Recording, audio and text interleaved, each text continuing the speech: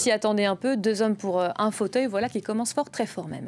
Oui, alors pourquoi 2 hommes pour un fauteuil? Parce que nos téléspectateurs peuvent peut-être s'interroger, puisque le SPD est arrivé premier, en tête, normalement, ce devrait être au SPD de former la coalition. Seulement, voilà, nous sommes en Allemagne.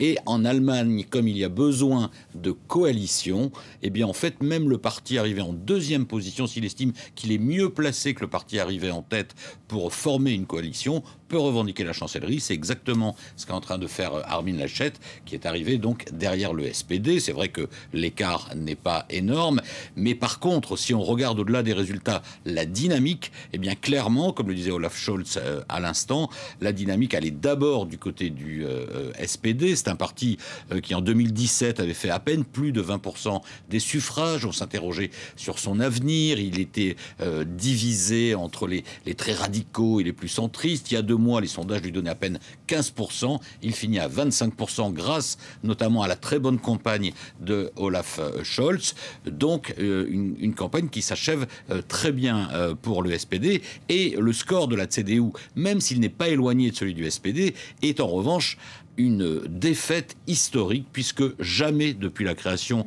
de l'Allemagne fédérale en 1949, la CDU n'était passée sous les 30%, donc un score à 24%. Effectivement, c'est une défaite pour les conservateurs, mais néanmoins, comme les scores ne sont pas éloignés, voilà pourquoi ils revendiquent la chancellerie autour des partis qui sont arrivés en 3e et 4e position, donc les Verts et les libéraux du FDP. Voilà, coalition, pour ceux qui ne l'avaient pas encore compris, particulièrement complexe à constituer. Elle doit réunir 3 partis du jamais vu depuis les années 1950.